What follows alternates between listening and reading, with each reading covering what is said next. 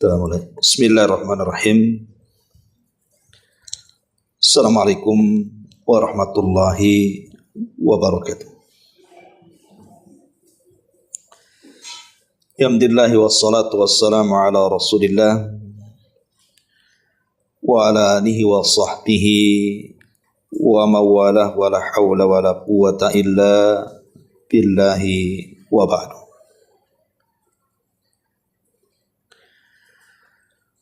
Alhamdulillah, segala puja dan puji hanya milik Allah Jalla fi'ula. Salawat dan juga salam kita hadiahkan kepada Rasul kita Nabi besar Muhammad sallallahu alaihi wa ala alihi wasallam. Kita lanjutkan kajian kita membahas kitab Al-Jami' dan kita masuk dari hadis Abi Sa'id Al-Khudri radhiyallahu anhu. Baik, kita baca hadisnya baru kita jelaskan. An Abi Sa'id Al-Khudri radhiyallahu anhu qala Rasulullah sallallahu alaihi wasallam khaslatani la yajtami'ani fi mu'minin al-bukhlu wa su'ul khuluqi akhrajahu at-Tirmidzi wa fi sanadihi dha'fun. Dari Abi Sa'id Al-Khudri radhiyallahu anhu, dia berkata, Nabi sallallahu alaihi wasallam bersabda, ada dua perangai yang tidak akan terkumpul pada diri seorang mukmin. Pertama, sifat bakhil, dan yang kedua, akhlak yang buruk. Hadis ini dikeluarkan dari Imam At-Tirmidzi dengan sanad yang lemah. Ma'asyiral muslimat yang dimuliakan Allah Azza wa Jalla, meskipun hadis ini lemah, akan tetapi kedua sifat ini tetaplah tercela, tidak boleh dimiliki seorang mukmin. Pertama, bakhil, dan yang kedua, buruk akhlak. Ma'asyiral muslimat yang dimuliakan Allah Azza wa Jalla, kita akan bahas satu persatu dari dua akhlak ini. Pertama, bakhil. Seorang muslim tidak boleh bakhil dan harus memperingatkan orang lain agar tidak bersifat bakhil. Karena bakhil ini yang akan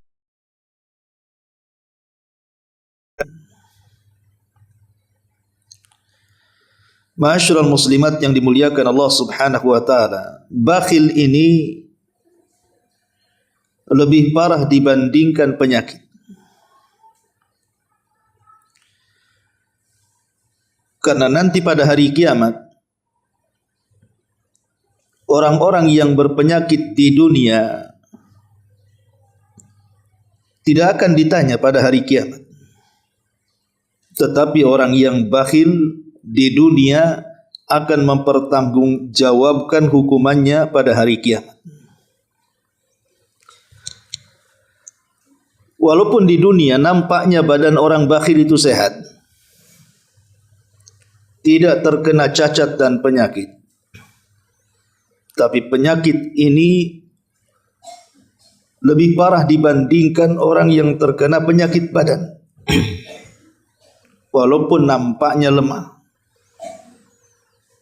boleh jadi orang yang terkena penyakit badan itu terbaring, tidak bisa bergerak, ada kalanya harus diberi makan minum oleh orang lain, bahkan sampai ke tingkat koma. Tetapi itu hanya sebatas duniawi saja. penyakit itu akan berakhir mungkin dengan kesembuhan atau dengan kematian. Tetapi bakhil ini tidak.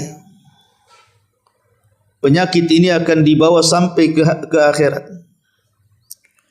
Makanya Allah Subhanahu wa taala mengatakan dalam surah Al-Imran ayat 180, "Wala yahsabanna alladhina yabkhaluna bima atahumullahu min fadli huwa khairan lahum bal huwa syarrul lahum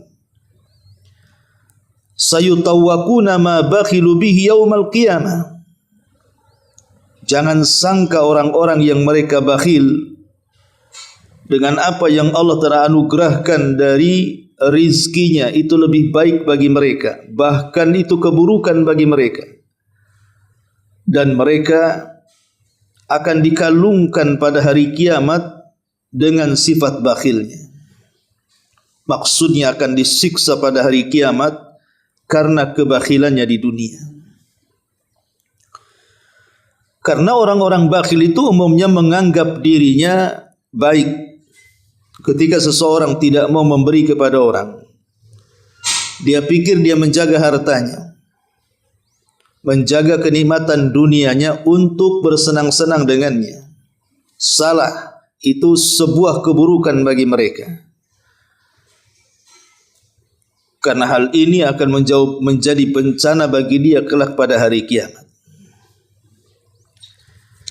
Ma'asyiral muslimat yang dimuliakan Allah Subhanahu wa taala.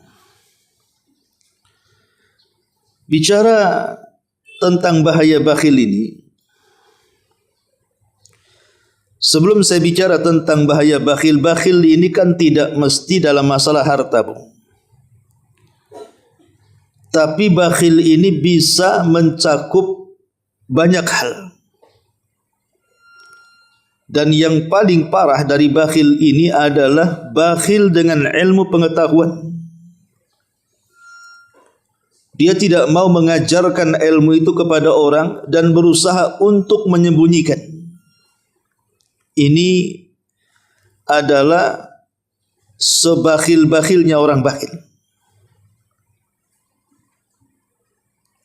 Kemudian yang kedua,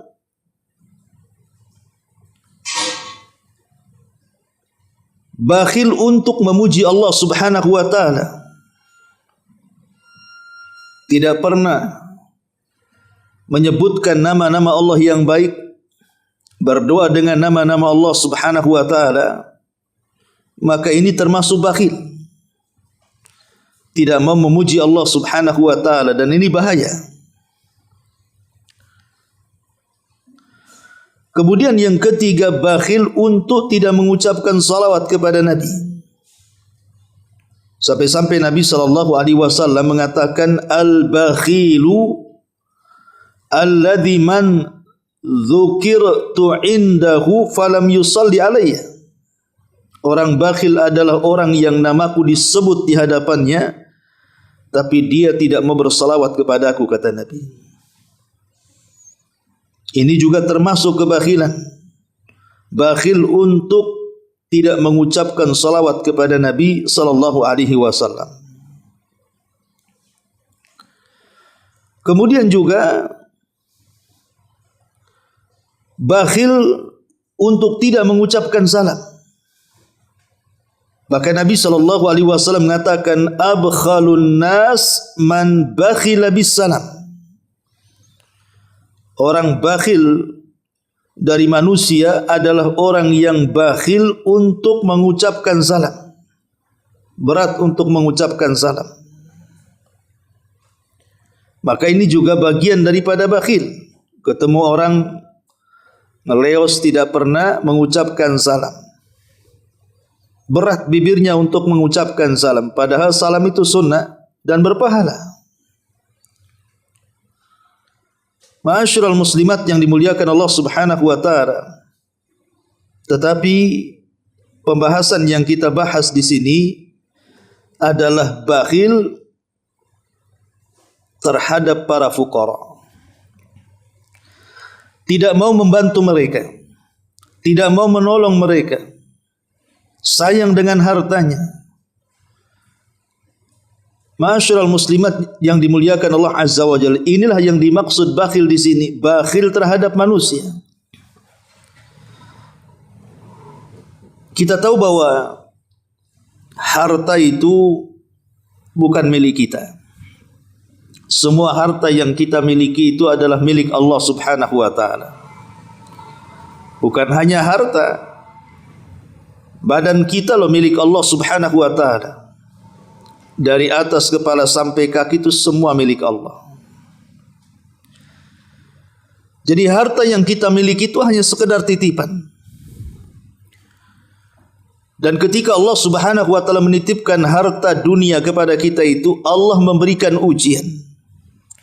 Lah di antara ujian harta adalah bersedekah kepada sesama. Itulah ujian harta. Lah dalam ujian ini ada yang berhasil, tapi kebanyakan yang gagal. Karena logikanya begini, Bu. Ibu yang cari uang, anggaplah bekerja dari pagi sampai sore, berkeringat, capek badan, kemudian dapatlah ibu uang.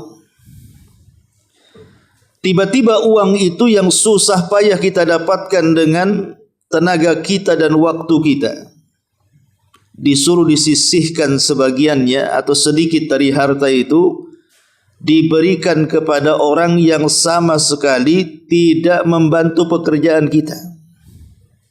Orang lain yang tidak ada sumbangsi sama sekali dengan pekerjaan kita, menolong pun tidak, memberi modal pun tidak. Tiba-tiba kita suruh keluar uang untuk mereka, bersedekah kepada orang yang tidak ada kait mengait dengan kita. Disitulah ujiannya. Sehingga banyak orang yang berat mengeluarkannya. Buat apa saya keluarkan ngasih uang sama dia? Dia jangan nolong saya. Uang ini saya hasilkan dari hasil keringat saya. Dia tidak pernah nanam modal sama saya. Bahkan saya pun tidak pernah mengenal. Muncullah sifat bakhil tadi. Tetapi lawan daripada bakhil adalah karim, dermawan. Dia tahu bahwa mereka punya hak walaupun mereka tidak ikut menyumbang dengan tenaga, modal dan waktunya. Tetapi karena harta ini harta Allah dan Allah menguji dengan harta itu untuk membantu sesama, maka dia pun mengeluarkannya sebagai kewajiban dia dengan harta. Makanya Allah Subhanahu wa taala menghadiahi di balik ujian ini dengan menambahkan hartanya. Nabi SAW mengatakan, "Ma naqasa min mali sadaqah." Tidak mungkin berkurang harta yang disedekahkan itu. Itu sebagai balasan orang ini lulus ujian. Maka Allah Subhanahu wa taala kasih hadiah dengan melipat gandakan hartanya. Tapi si bakhil tidak. Justru dia tidak sadar hartanya sedang dihancurkan Allah Subhanahu wa taala. Bahkan Allah mengutus malaikat setiap pagi berdoa kepada Allah Azza wa Jalla, "Ya Allah, hancurkan orang-orang yang menahan hartanya dan tidak mau bersedekah kepada sesamanya." Jadi sifat bakhil ini sangat membahayakan dan tidak pantas dimiliki seorang muslim. Di antara perkataan para ulama salaf tentang masalah ini, berkata Bishr al-Haris, Bishr ibn al-Haris, "An-nadharu ilal bakhili yuqassil quluba." Memandang orang bakhil itu bisa mengeraskan hati. Makanya ibu kalau punya kawan bakhil, jangan dikawani. Dipandang pun jangan. Itu bisa mengeraskan hati. Nanti ketularan penyakitnya. Kemudian juga Abdullah ibn Amr radhiyallahu anhu mengatakan, asyukhu asyaddu minal bukhli. Lianna syahiha huwa alladhi yasukhu ala ma fi yadi ghairihi hatta yakhudahu wa yashikhu bima fi yadihi fayuhibbuhu wal bakhilu huwa alladhi yabkhulu bima fi yadihi. Bakhil itu kata beliau ada dua tingkatan. Ada yang disebut dengan asyuh dan ada yang disebut dengan al-bukhl. Lah asyuh itu tingkatan bakhil paling tinggi, Bu. Apa bedanya asyuh dengan al-bukhlu? Kalau asyuh itu dia pelit dengan hartanya dan dia menghendaki orang lain atau menghendaki harta orang lain berpindah kepada dia. Dia sudah pelit, dia menghendaki harta orang. Itu namanya asyuh. Ini tingkatan bakhil paling tinggi. Sudah tidak mau ngasih, tapi harta orang pengen diambil. Sementara al-bakhil ini hanya sekedar menahan hartanya saja, supaya jangan berpindah kepada orang. Dan dua-duanya sangat tercela. Makanya Muhammad ibn Munkadir mengatakan,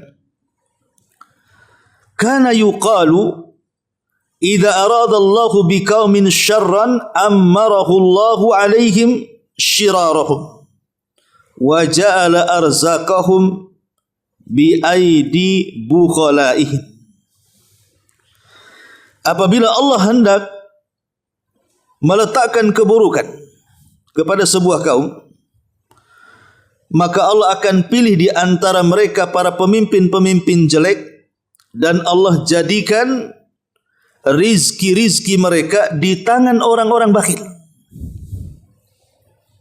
Jadi kalau Allah Subhanahu wa taala hendak meletakkan keburukan pada sebuah kaum, pertama Allah angkat pemimpin yang paling buruk di antara mereka dan Allah letakkan rizki mereka di tangan-tangan orang bakhil. Lihat bagaimana Muhammad ibn Munkadir menggambarkan bahwa kebakhilan ini tanda keburukan sebuah umat. Tanda keburukan sebuah kaum ketika merebaknya kebakhilan. Makanya pengaruh bakhil ini luar biasa, Bu. Apa saja pengaruh bakhil ini? Pertama, orang bakhil itu diharamkan akan mendapatkan pahala besar dari pahala-pahala infak dan sedekah dan pintu-pintu kebaikan yang lainnya. Jadi orang bakhil itu hakikatnya membuang pahala. Harusnya dengan kekayaan itu dia bisa mendapatkan pahala banyak. Pahala yang akan mengalir seumur hidupnya sampai kematiannya. Idza mata ibnu Adam inqata amaluhu illa min salasin sadaqatin jariyah. Apabila anak Adam meninggal dunia, maka tidak ada yang dibawa ke dalam kuburnya kecuali sedekah yang mengalir. Orang bakhil tidak akan memiliki pahala ini. Pahala yang mengalir sampai kuburannya terhalang bagi orang yang bakhil. Yang kedua, pengaruh buruk bakhil itu menunjukkan lemahnya iman dan buruk sangkanya dia kepada Allah Azza wa Jalla. Dia sangka kalau seandainya dia keluarkan sebagian harta atau sedikit dari hartanya, menunjukkan apa? Menunjukkan kefakiran. Karena kalau dia sedekahkan 100.000, maka akan hilang 100.000 di dompetnya. Sehingga dia berburu sangka kepada Allah seolah-olah dia menyia-nyiakan hartanya dan memberikan kepada orang dan mengurangi hartanya. Padahal Al-Quran dan Sunnah sudah membuat paradigma terhadap kaum muslimin bahwa siapapun yang bersedekah pasti akan ditambah, tapi orang bakhil tidak yakin dengan tambahan itu. Akhirnya berburu sangka dengan Allah, jadilah dia lemah iman. Kemudian yang ketiga, akan membuat manusia tidak suka. Orang bakhil orang enggak suka. Contoh sederhana ya Ibu ya. Ibu makan sama kawan-kawannya. Perhatikan orang bakhil ini, biasanya banyak alasan tuh. Giliran mau bayar terakhir, siapa yang mau bayar, nampak orang bakhil itu. Pura-pura ke toilet, pura-pura menerima telepon, pulang dulu, sibuk. Giliran suruh bayar saja banyak alasan tuh. Giliran pesan makan, paling depan dia milih menu. Ini nampak kan, tak suka, lama-lama sekali, 2 kali, 3 kali, lama-lama dicap tuh. Jangan bawa dia katanya. Lama-lama manusia benci, jijik sama dia kan, karena kebakhilan tuh. Itulah buah bakhil. Kemudian yang keempat, lebih daripada itu, rizki akan diharamkan kepada dia. Dia sangka dengan bakhil itu akan membawa kekayaan, salah. Bakhil itu membawa kemiskinan, karena Allah haramkan rizki kepada orang bakhil. Yang kelima, sadar ataupun tidak sadar, orang bakhil ini jatuh kepada perbuatan dosa. Kenapa? Karena dia meninggalkan hak dan kewajiban yang harus dilaksanakan dari perintah Allah, seperti sedekah dan zakat, infak dan sedekah. Itu adalah perintah Allah. Tapi orang bakhil ini tidak mau. Jangankan lagi yang sunnah, yang wajib saja tidak mau. Makanya dia telah melakukan perbuatan dosa. Ma'asyiral muslimat yang dimuliakan Allah Azza wa Jalla, bahkan yang lebih parah, kalau orang sudah bakhil, biasanya kebakhilan ini bukan hanya tidak memberi kepada orang, bahkan ada orang yang sampai bakhil kepada dirinya sendiri. Uangnya banyak sebenarnya, untuk membeli pakaian sendiri seolah-olah tidak sanggup. Untuk makan enak saja seolah-olah tidak sanggup. Padahal uangnya banyak. Itulah orang bakhil, terkadang menyiksa dirinya. Dia tidak pernah menikmati kehidupan dunia, padahal dunia di tangan dia. Itulah si bakhil. Mengharamkan kenikmatan untuk dirinya sendiri dan juga orang lain. Dan tentunya orang bakhil ini terkadang memancing orang untuk berbuat jahat kepadanya. Entah ingin merampoknya, entah ingin mencurinya, dan menimbulkan kebencian seorang muslim kepadanya.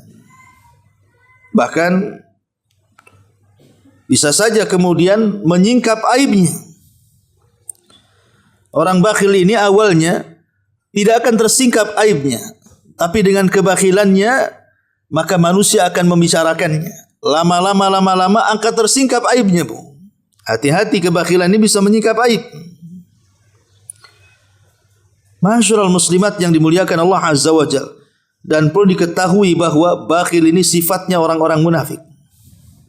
Sifat orang munafik adalah kebakhilan. Makanya Al-Qurtubi ketika memberikan catatan kepada Al-Ahzab, surah Al-Ahzab 19, beliau mengatakan innallaha wasafa hulaikal munafiqina bil jubni wal bukhli. Kata beliau, Allah Subhanahu wa taala telah mensifati mereka, kata At-Tabari mengatakan sungguhnya Allah telah mensifati mereka, maksudnya orang-orang munafik, dengan sifat takut dan juga bakhil. Dan bakhil ini tidak ada kebaikan bagi dirinya dan orang lain. Dan itu adalah seburuk-buruk sifat dari sifat-sifat manusia yang bisa menghancurkan individu dan masyarakat. Makanya kenapa di sini Nabi sallallahu alaihi wasallam mengatakan bahwa seorang mukmin tidak layak memiliki sifat ini, kebakhilan. Dan yang pertama adalah su'ul khuluqi. Ini bahaya bakhil. Kemudian sifat yang kedua yang dijelaskan dalam hadis ini, Nabi SAW mengatakan wasu'ul khuluqi, dan buruknya akhlak. Al-Imam Ibnul Qayyim rahimahullahu ta'ala mengatakan buruk akhlak itu sumbernya 4. Kenapa orang itu bisa jelek akhlaknya, bisa buruk akhlaknya? Kata Imam Ibnul Qayyim, karena sumbernya 4. Hati-hati dari 4 sumber ini yang menjadikan orang buruk akhlak. Yang pertama al-jahlu, kejahilan. Orang bodoh. Orang yang tidak berpendidikan, yang tidak pernah diajarkan sopan santun, yang tidak hidup dalam keluarga yang penuh dengan akhlak, maka kejahilan ini memicu munculnya keburukan akhlak. Lihat anak-anak yang tidak dididik baik orang tuanya, sehingga dia jahil dari akhlak-akhlak mulia. Lihat dari mereka, akhlaknya sangat buruk sekali. Menentang orang tua, bermusuhan dengan saudara, tidak punya akhlak, ngomong pun asal ngomong. Maka jahil ini adalah sumber buruknya akhlak. Yang kedua, al-zulmu, kezaliman. Orang kalau sudah berbuat zalim, maka tidak akan punya akhlak. Karena orang yang zalim ini bisa saja menyakiti perasaan orang dengan tajamnya lisan, menyakiti badan orang dengan ringannya tamparan, bahkan menganggap ringan darah orang dengan membunuhnya. Nggak ada akhlak orang-orang yang zalim itu. Maka jauhi sifat zalim, karena ini sumber munculnya akhlak buruk. Kemudian yang ketiga, asyahwatu, mengikuti syahwat hawa nafsu. Akhirnya jatuh kepada zina, minum khamr, jatuh kepada judi, jatuh kepada macam-macam maksiat karena mengikuti syahwat ini. Akhirnya jatuh kepada perangai yang buruk. Dan yang terakhir al-ghadab, mengikuti emosi amarah. Orang yang marah itu tidak akan berakhlak, Bu. Umumnya orang marah kan, kayak ibu lagi marah nih, udah mata merah, melotot, mau keluar, urat lagi kencang. Kadang-kadang ngomong gak dipikir, Bu. Mengeluarkan kata-kata binatang dari A sampai Z. Ya, kadang-kadang kemudian dia hilang malunya. Dia bisa berteriak-teriak depan orang. Hilang akhlaknya, Bu. Orang marah itu. Lah Imam Ibnul Qayyim rahimahullah mengatakan, inilah 4 sumber jauhi. Karena 4 sumber ini yang menjadikan akhlak kita jahat. Ya, kejahilan, kezaliman, syahwat dan marah. Ma'asyiral muslimat yang dimuliakan Allah Subhanahu wa taala.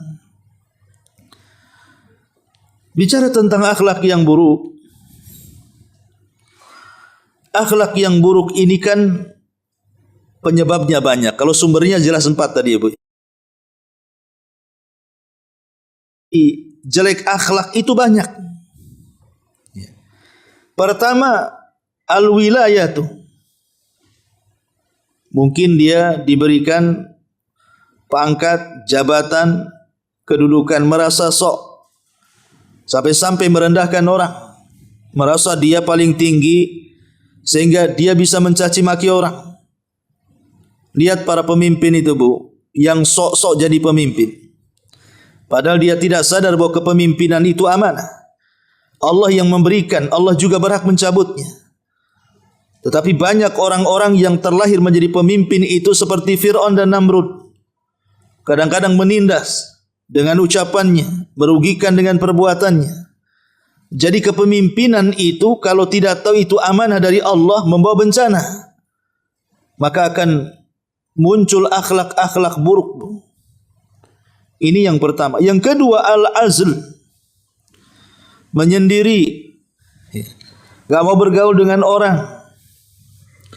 Itu juga menimbulkan akhlak buruk, Bu. Kita ini manusia harus bersosial. Harus berkawan. Bukan ngurung aja kan begitu ya. Kan ada tuh orang-orang yang mungkin pikir karena sudah ngaji, pindah ke lingkungan yang tidak ada satupun yang ngaji di lingkungan itu, akhirnya ngurung diri di rumahnya. Nggak mau keluar bertetangga. Alasannya apa? Buat apa katanya? Orang-orang sekitar ini orang awam gitu. Akhirnya ngurung diri, Bu. ini membuat kecurigaan orang. Nanti gas dapur meledak disangka teroris. Karena enggak mau bergabung sama orang kan Bu ya. Ingat, kalau seandainya seorang muslim itu mau bersosialisasi dengan tetangga dan masyarakat, kemudian mendapatkan gangguan, mungkin digibah, diejek, disakiti, dibuli, difitnah, digibah, itu lebih baik Bu, dibandingkan ngurung diri di rumah dan tidak ada yang mengganggu. Begitu Nabi mengatakan. Karena ketika kemudian kita bergaul dengan orang itu kan menumbuhkan sifat kedewasaan sehingga dia bisa mengelola konflik tuh. Bisa menghadapi orang, bisa memberikan solusi kepada orang, bisa membantu orang dan begitu seterusnya. Yang ketiga, al-ghina, kekayaan. Kekayaan ini bisa merubah orang. Ada orang ketika miskin baik sekali, ketika jadi kaya jahat sekali. Jadi kaya ini bisa menimbulkan akhlak yang buruk, bisa merubah orang baik jadi orang jahat. Makanya kekayaan itu adalah rahasia bejatnya orang. Kemudian yang keempat, al-faqr. Bukan hanya kekayaan tetapi kemiskinan juga sama. Betapa banyak orang-orang yang mencari sesuap nasi karena kelaparan, akhirnya jadi pencuri, jadi penjamret, perampok. Ya. Karena ingin makan. Sementara tidak ada yang dimakan. Terpaksa dia melakukan hal-hal yang seperti itu kan. Jadi kemiskinan juga bisa menimbulkan akhlak buruk. Ya. Ataupun yang kelima, al-humum, stres. Banyak masalah.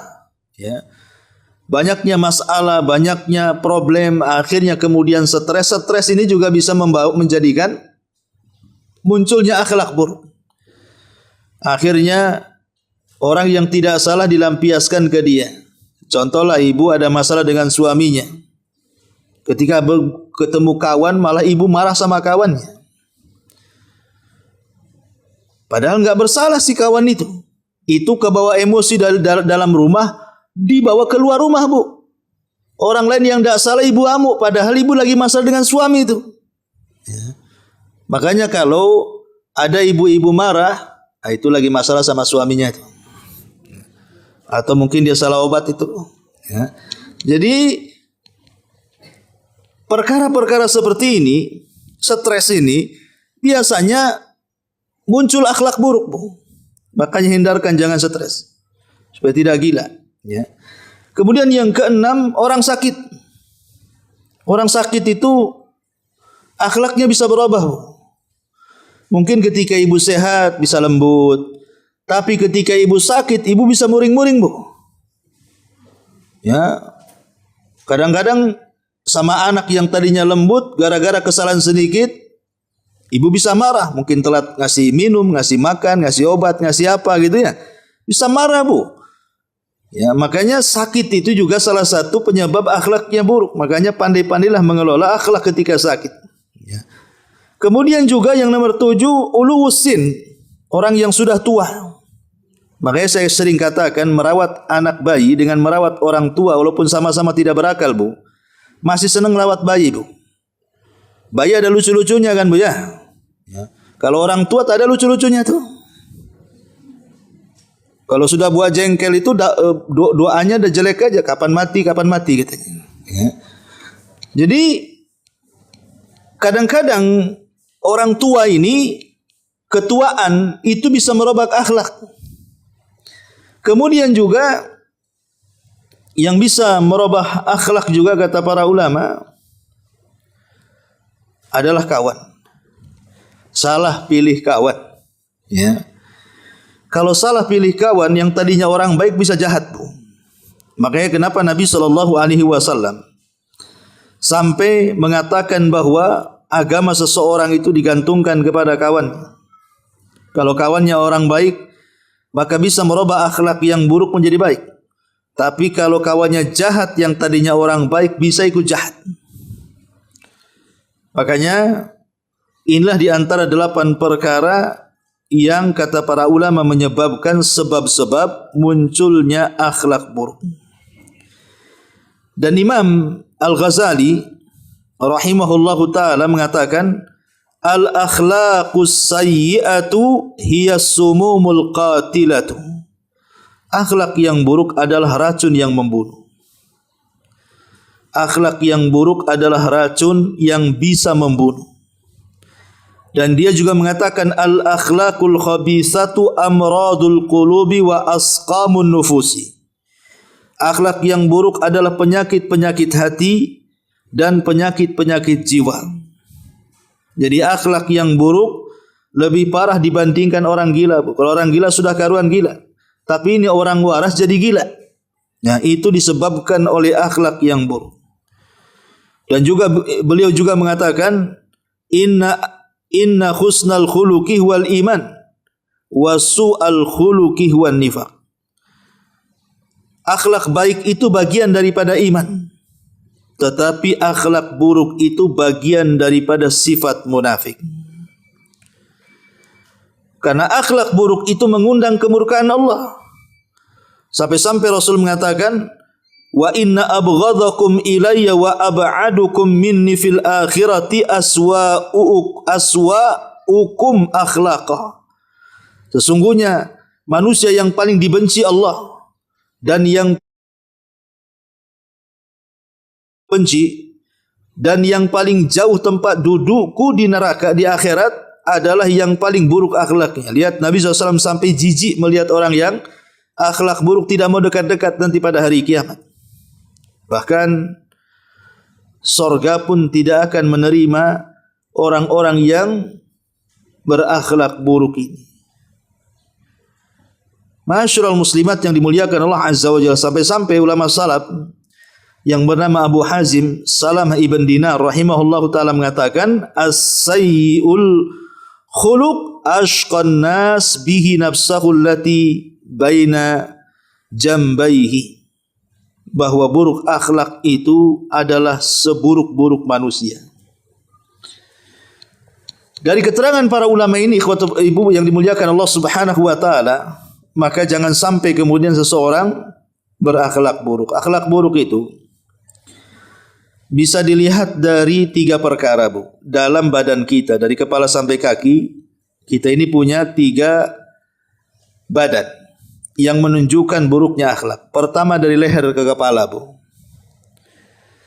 Kalau bicara mata mau keluar, merah, melotot gitu ya. Lisan yang tidak ada senyum, kemudian berkata-kata kotor. Kemudian hidung asal mencium dan telinga asal dengar. Maka kepala kita tidak punya akhlak, Bu. Ataupun di dalam isi kepala pikiran-pikiran kotor, maka kepala kita tidak berakhlak. Kemudian yang kedua, kedua tangan. Kalau kita bakhil untuk menolong orang, tidak ringan tangan, bahasanya ya berat tangan gitu. Tidak mau menolong orang, tidak mau mengantarkan orang, tidak mau ya mengangkat barang orang, pokoknya yang sifat-sifatnya menolong orang, mencari pahala dengan amal saleh. Maka tangan kita tidak berakhlak. Kemudian dari kepala sampai kaki, kalau kita bicara, kemudian tidak menghadap kepada lawan bicara kita, malah kita memunggungi dia sambil bicara, atau melambungi dia saat bicara gitu ya. Maka dua-duanya tidak berakhlak, mau memunggungi orang yang ngadap ke sana, yang diajak bicara ngadap ke sini, atau mungkin menyamping gitu ya. Maka tidak punya akhlak. Hargai, walaupun yang diajak bicara itu mungkin lebih rendah kedudukannya, lebih miskin dari kekayaan kita, mungkin dia orang biasa, tetapi Islam itu tidak membeda-bedakan orang. Ya kalau ngomong hadap-hadapan badan. Lah inilah, kalau seandainya kita memiliki 3 perkara dalam badan ini, maka kita dinyatakan buruk akhlaknya. Maka jaga 3 badan ini. Leher ke atas, kedua tangan, dan kepala sampai kaki. Mat santun, mata sayu, tidak pernah melotot, tenang, pikirannya tidak ada yang negatif gitu ya. Tidak asal dengar, tidak asal cium, tangannya ringan tangan, badannya pun menghargai orang, maka dia dikatakan baik akhlaknya. Ini di antara orang mukmin. Baik, sampai di sini. Silakan kalau ada yang mau bertanya sebelum saya tutup. Keras kepala maksudnya apa itu? Keras kepalanya tuh. Iya, itu sebenarnya keras, kepalanya keras. Tidak ada masalah. Ketika hati keras, maka kepala juga keras. Bagaimana cara melembutkan hati? Panas, ya.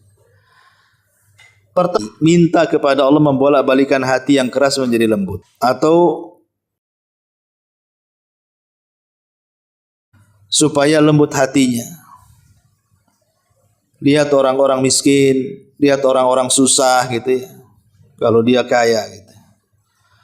Atau menyentuh dan mengusap kepala anak yatim. Sebagaimana Rasul mengatakan, kalau engkau ingin melembutkan hati, ya usaplah kepala anak yatim. Itu cara melembutkannya. Atau melembutkan hati dengan berzikir. Karena hanya dengan zikir itulah yang menenangkan jiwa. Ala bi dzikrillahi tatmainnul qulub. Ingatlah, dengan zikir itu lambat laun bisa menenangkan hati dan melembutkannya. Atau membaca Quran. Atau hadir di majelis ilmu.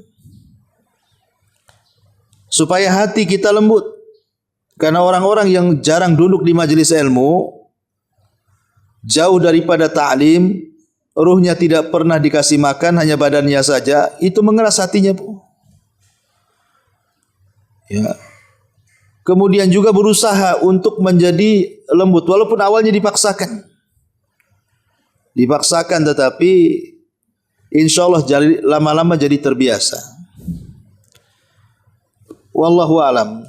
Tapi yang jelas bahwa mintalah kepada Allah dengan banyak berdoa agar hati kita ini dibolak-balikan dengan bolak-balik yang baik. Bukan dari lembut ke keras, tapi dari keras ke lembut. Wallahu a'lam.